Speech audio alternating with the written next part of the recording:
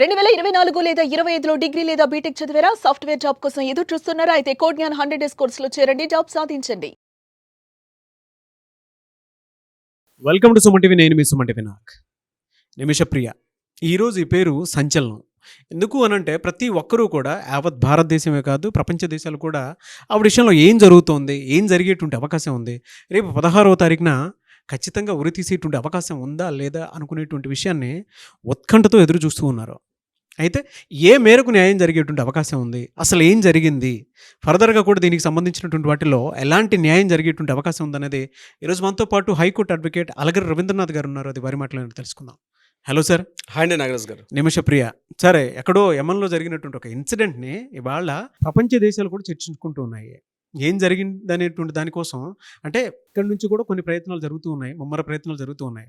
ఎలా అయినా సరే 16వ తారీఖున జరిగేటువంటి ఆ ఉరి శిక్షను ఆపాలి అనేటువంటి ఉద్దేశంతో అసలు ఏం జరిగేటువంటి అవకాశం ఉంది? నాగరాజ్ గారు, 48 గంటలు ప్రతి గంట గడుస్తుంది. ఆ ప్రతి గంటకి ఆ నిమిషప్రియ అన్నటువంటి ఆమె మృత్యుకు దగ్గరగా చేరుబడవుతోంది. 48 మాటలు జస్ట్ 48 అవర్స్ మాత్రమే ఉంది. తన జీవితంలో ఆమె బతుకుతుందా లేకపోతే ఆమె మృత్యువుడిలోకి వెళ్తుందా అన్నటువంటి విషయం మీద, దీని మీద యావత్ భారతదేశం మొత్తం కూడా ఇంక్లూడింగ్ పార్టీలకు అతీతంగా, అంటే కాంగ్రెస్ పార్టీ, సిపిఎం, మిగిలిన అన్ని పార్టీలు కూడా కలిసి ప్రధానమంత్రి మోడీ గారికి ఒక లేఖ కూడా ఇవ్వడం జరిగింది. ఇది కాకుండా మెహబూబ్ ముఫ్తీ, మన జమ్మూ కాశ్మీర్లో ఉన్నటువంటి ఇంతకుముందు మాజీ ముఖ్యమంత్రి ఆవిడ కూడా ముమ్మరంగా ప్రయత్నాలు చేశారు. ఇదంతా కాకుండా ఒక ఉరిశిక్ష కాబోతున్నటువంటి ఒక అమ్మాయికి సపోర్ట్గా చాలామంది ఆమెను ఎలాగైనా ఆ ఉరికంబం నుంచి తప్పిద్దాం ఉద్దేశంతో సేవ్ నిమిషప్రియ ఒక కౌన్సిల్ ఏర్పాటు చేసుకొని మద్దతు కూడగట్టి, ఎవరైతే బాధిత కుటుంబీకుడు ఉన్నాడో మహమ్మద్ అబ్దుల్ అని చెప్పి ఎవరైతే ఈమె ద్వారా చంపబడ్డాడో అతనికి కొంత నష్టపరిహారం ఇస్తే, యమన్ యొక్క చట్టాలు చెప్తున్నాయిలాగా దాన్ని షరియత్ చట్టం అంటారు. షరియత్ చట్ట ప్రకారం దియా అంటారు, దాన్ని దియా ట్యాక్స్ అంటారు. దియా ట్యాక్స్ అంటే ఎవరైతే బాధిత కుటుంబీకుడు ఉన్నాడో ఆ కుటుంబుడికి కొంత నష్టపరిహారం ఇస్తే, ఆ బాధిత కుటుంబీకులు యాక్సెప్టెన్స్ ఇస్తే ఖచ్చితంగా ఈమెను ఉరికం నుంచి తప్పించే అవకాశాలు షరియత్తులో ఉన్నాయి. షరియత్ చట్ట ప్రకారం అంటే స్పెయిన్, పోర్చుగల్, అంటే కంప్లీట్గా ముస్లిం దేశాలు, Iran, Iraq, Saudi Arabia, Kuwait, Abu Dhabi, Yemen, ఇట్లాంటి అన్ని దేశాల్లో కూడా షరియత్ చట్టం అమల్లో ఉంది. ఇది కాకుండా యూరోపియన్ దేశాల్లో పోర్చుగల్, స్పెయిన్, జర్మనీలో కూడా కొంతవరకు పాక్షికంగా కొంత పాక్షికంగా అక్కడ కూడా అమల్లో ఉంది. అంటే ఈ దేశాల్లో వాళ్ళ షరియత్ చట్టాలు ఏం చెప్తామంటే, ఎప్పుడైనా నేరం జరిగేటప్పుడు ఉరిశిక్ష లాంటి కఠినమైన శిక్ష విధించే సమయంలో అటువంటి సందర్భంలో ఎవరైతే బాధితుడు ఉన్నాడో ఆ బాధితుడికి మాత్రం ఏదైనా నష్టపరిహారం కాంపెన్సేషన్ ఇస్తే తప్పించుకునే అవకాశం ఉంది. ఇది మన భారతదేశంలో ఇటువంటి వెసులుబాటు మనకి లేదు. ఇక్కడ ఖచ్చితంగా క్షమాభిక్ష ప్రసాదించాలంటే కేవలం రాష్ట్రపతి గారి చేతుల్లో ఉంటుంది. ఒకవేళ సుప్రీంకోర్టు ప్రధాన న్యాయమూర్తి గారు, ఒక చీఫ్ జస్టిస్ గారు అతనికి ఉరిశిక్ష విధించినప్పటికి కూడా, సుప్రీంకోర్టు అంటే అత్యున్నత న్యాయస్థానం విధించినప్పటికి కూడా రాష్ట్రపతి హోదాలో ఉన్నటువంటి వ్యక్తి మాత్రమే క్షమాభిక్షను ప్రసాదించే అధికారం కూడా ఉంది. ఒకవేళ మొదటిసారి క్షమాభిక్ష ప్రసాదించి వెనకకు పంపిస్తే మరలా అత్యున్నత న్యాయస్థానం మరలా తిరిగి అతనికి ఎలాగైనా ఉరిశిక్ష వేయాలి అనేటువంటి ఒక ఫార్మెట్ వస్తే తప్పనిసరిగా రెండోసారి అయితే క్షమాభిక్ష లేకుండా ఉరితీసే అధికారం భారతదేశంలో అంటే ప్రజాస్వామ్య దేశాలు ఉన్నాయి. కానీ షరియత్ చట్టాల అమల్లో ఉన్నటువంటి ఈ ముస్లిం దేశాల్లో మాత్రం అటువంటి చట్టాలు లేవు. అక్కడ ఎవరైతే బాధిత కుటుంబీకుడు ఉన్నాడో ఆ విక్టిమ్ ఎవరైతే ఉన్నారో విక్టిమ్కి సంబంధించినటువంటి ఆ ఫ్యామిలీ పర్సన్ మాత్రం తనకు క్షమాభిక్ష ప్రసాదిస్తే అవుతుంది. దీనికోసం వాళ్ళు కొంత డిమాండ్ ఇస్తారు. దాన్ని యాక్చువల్గా మనం బ్లడ్ మనీ అంటారు. యాక్చువల్గా మన ఇంగ్లీష్ లాంగ్వేజ్ చెప్పుకుంటే బ్లడ్ మనీ అంటారు. అంటే రక్త పరిహారం.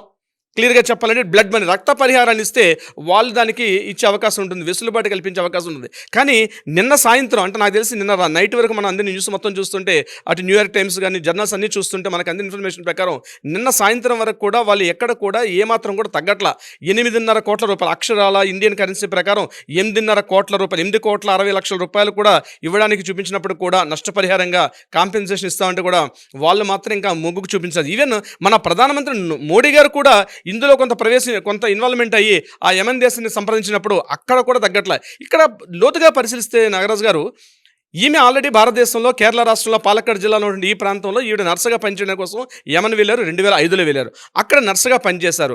అక్కడ నర్సుగా పనిచేసిన తర్వాత అక్కడ పనిచేస్తుండే ఇన్కమ్ సరిపోలేదని చెప్పి 2015లో ఆవిడ ఒక మెడికల్ కౌన్సిల్ అని చెప్పి ఒక క్లినిక్ని ఏర్పాటు చేశారు. సో ఆ కౌన్సిల్ పెట్టుకోవడానికి అమౌంట్ సరిపోదని చెప్పి మహమ్మద్ అబ్దుల్ అనేటువంటి ఆ వ్యక్తితో కలిసి ఈమె అక్కడ ఒక హాస్పిటల్ని పెట్టుకోవడం జరిగింది.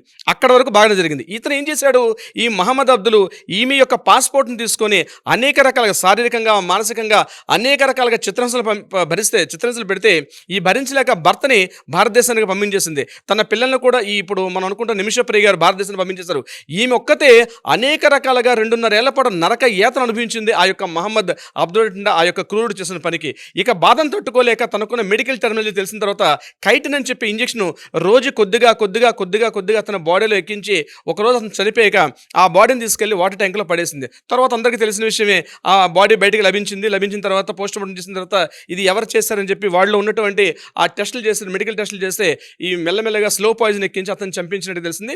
తర్వాత 2017 ఈమెను అరెస్ట్ చేశారు. 2019లో అక్కడ ఉన్నటువంటి అత్యున్నత న్యాయస్థానం ఈ మీద ఉరిశిక్షను ఇంపోజ్ చేశారు. 2020 వరకు కూడా మరలా జరిగినాయి. 20 తర్వాత కొన్ని కారణాలు ఇతరత్ర మరలే దాన్ని ఏమంటారంటే డిస్కషన్స్ కోర్టులో ఉన్నటువంటి ఆ ట్రయల్స్లో భాగంగా మళ్ళీ కంటిన్యూషన్ పోస్ట్ పోన్ అవుతూ వచ్చింది. కానీ 2025 జూలై 16 తారీఖు నాడు ఎట్టి పరిస్థితుల్లో ఈమెకి ఇంకా క్షమాభిక్ష లేదు, ఈమెను పూర్తిగా ఉరి తీయమని చెప్పి అక్కడ అత్యున్నత న్యాయస్థానం కోర్టు కూడా ఫైనల్ జడ్జిమెంట్ ఇవ్వడం జరిగింది. సో దానికి సందర్భంగా ఈరోజు 16 తారీఖు నాడు ఉదయం టైం అనుకుంటాను, ఇండియన్ టైమింగ్స్ ప్రకారం ఉదయం 3:35 టైంలో ఈమెకు ఉరి తీసేయమని చెప్పి అక్కడ అత్యున్నత న్యాయస్థానం ఈమెకి అక్కడ ఉరిశిక్షను ఏర్పాటు చేశారు. ఎప్పుడైతే ఉరిశిక్ష డేట్ దగ్గర అవుతుందో గడిచిన 6 నెలల నుంచి ఈమెకి సేవ్ నిమిషప్రియ అని చెప్పి అన్ని కౌన్సిల్స్ అన్ని కూడా ఏర్పాటు చేసి అనేక సంస్థలు అనేక ఎన్జిఓ ఆర్గనైజేషన్స్గా అన్ని కూడా మద్దతు తెలిపి ఉరిశిక్ష తీయడం సరైనది కాదు, ఒకవేళ ఆమె చేసిన తప్పే కాబట్టి యావజ్జీవ కారాగార శిక్ష విధించని తప్పించి ఆమె చేసింది తన ఆత్మరక్షణ చేసుకుంది అంతే తప్పించి కక్షపూర్తిగా ఏమీ చేయలేదు కాబట్టి ఈమెకు ఉరిశిక్ష సరైనది కాదు, ఈమెకి యావజ్జీవ కారాగార శిక్ష విధిస్తే సరిపోతుందని చెప్పి అనేక రకాలుగా ఆ దేశం మీద చెప్పినప్పుడు కూడా ఒక్కటే అబ్జర్వ్ చేయాలి నాగరాజు గారు, షరియత్ చట్టాలు వేరు, భారతదేశంలో చట్టాలు వేరు. భారతదేశంలో చట్టాలు చాలా వరకు హ్యుమానిటీ వాల్యూస్ ఉంటాయి. నేను సూటిగా ఒకటే ప్రశ్న వేస్తున్నా ఈరోజు ఈ వేదిక ద్వారా. షరియత్ చట్టాలు అంటేనే ముస్లిం చట్టాలు అంటే కన్నుకు కన్ను, చేతికి చెయ్యి, కాలుకు కాలు తీసేయమని చెప్పి షరియత్ చట్టాలు ఉంటాయి. చాలా మంది కుహానా మేధావులు ఈరోజు మన ఇండియాలో కూడా ఇక్కడ కూర్చుని మాట్లాడే మేధావులు చాలా మంది ఉంటారు. అటువంటి చట్టాలు భారతదేశంలో కూడా ఇంపోజ్ కావాలని చెప్పి, కానీ భారతదేశ చట్టాలు అలా ఉండవు. భారతదేశంలో చిట్ట చివరి వరకు కూడా ఏమైనా నిర్దోషి అనేవాడు ఎక్కడ దోషిగా ప్రకటించబడకూడదు అన్నటువంటి సూత్రం మీద చిట్ట చివరి వరకు అనేక సంవత్సరాల తరబడి మన కోర్టులో ట్రయల్స్ అవుతాయి. కానీ అక్కడ అలా కాదు, చంపాడు కాబట్టి ప్రాణానికి ప్రాణం తీసేయాలని చెప్పి ఏకైక మౌలిక సూత్రం మీద ఆధారపడి ఉంటాయి ఈ షరియత్ చట్టాలు. ఆల్మోస్ట్ ముస్లిం కంట్రీస్ అన్ని కూడా అలానే ఉంటాయి, షరియత్ చట్టాలు అలాగే ఉంటాయి. కానీ ఈ రోజు ఆలోచించండి, ఒక ప్రధానమంత్రి స్థాయిలో ఉన్నటువంటి మోడీ గారి నేతృత్వంలో ఒక కమిటీ మాట్లాడడం కూడా జరుగుతుంది. భారతదేశంలో పార్టీలకు అతీతంగా అందరం ఆమె ముస్లిం వ్యక్త, హిందూ వ్యక్త, క్రిస్టియన్ వ్యక్తి అని ఆలోచించకుండా అందరూ కూడా దేశవ్యాప్తంగా ఉన్న చాలా మంది ఈరోజు ఆమెకు మద్దతు తెలుపుతున్నారు. అది భారతదేశం యొక్క ప్రజాస్వామ్యం యొక్క గొప్పతనం. మన దాకా వస్తే మన భారతదేశంలో గొప్పదనం అది. మన అంతర్గతంగా అనేక రకాలైనటువంటి కుల మత వర్గాలతో విభేదించి ఉంటామేమో కానీ ఏదైనా మన వ్యక్తి, మన జాతీయుడు, మన భారతీయులకే ఏదైనా అన్యాయం జరిగిందంటే కుల మత ప్రాంత ఆ వర్గాలకు అతీతంగా అందరం కూడా ఏకీకృతం అవుతాం. అది మన యొక్క గొప్పతనం. ఈరోజు నిమిషప్రియ అనే ఒక వ్యక్తి ఈరోజు అక్కడ నెమల్లో ఒక ఉరిశిక్ష కాబోతుందంటే అనేక కుటుంబాలు ఈరోజు బాధపడుతున్నారు. ఈరోజు ఇలా జరగకూడదు కదా, ఇది మన భారతదేశంలో జరిగేది కాదు కదా. అదే ముస్లిం వ్యక్తి, క్రిస్టియన్స్ వ్యక్తి అని చెప్పి ఇక్కడ మాట్లాడుకోలేదే. కానీ షరియత్ చట్టాలు అంత కఠినంగా ఉంటాయి. అంటే ఆ దేశంలో ఉన్నటువంటి కన్నుకు కన్ను, చెయ్యికి చెయ్యి, ప్రాణానికి ప్రాణం, ఇది వాళ్ళ యొక్క మౌలిక సూత్రం. ఈరోజు మన భారతదేశంలో ఇంత స్థాయితో మాట్లాడుతుంటా కనీసం హ్యూమానిటీ అంటారే, శాంతి మతాలు అంటారే, ఇదేనమి శాంతి మతాలు.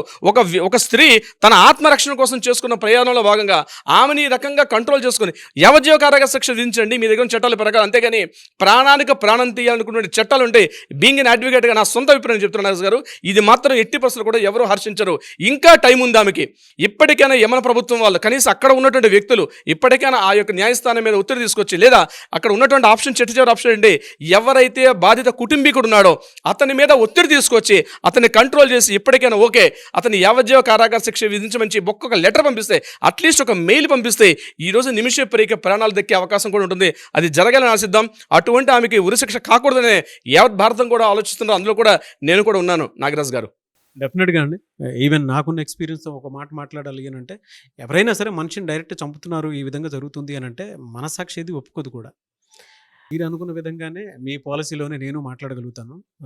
ఏదేమన్నా సరే యావజ్జీవ కారాగార శిక్ష అయితే ఓకే, కానీ ఒక మనిషిని తెలిసి కూడా ఈ విధంగా జరిగి తన ఆత్మరక్షణ కోసం ఈ విధంగా చేసుకుంది అనేటువంటి విషయం తెలిసిన తర్వాత కూడా తనకి ఉరిశిక్ష ఖరారవుతోంది అనేటువంటి విషయం తెలిసి ప్రతి ఒక్కరూ దీనికైతే సపోర్ట్ చేయాలని నేను కోరుకుంటాను. చూద్దాం ఏ మేరకు ఉంటుంది అనేది. ఎనీవేస్ థ్యాంక్ యూ అండి. Thank you so much Ravindranath గారు. Thank you so much Nagaraj గారు. సుమన్ టీవీలో మీ పర్సనల్ అండ్ బిజినెస్ ప్రమోషన్స్ కోసం కింది నెంబర్కి కాంటాక్ట్ చేయండి.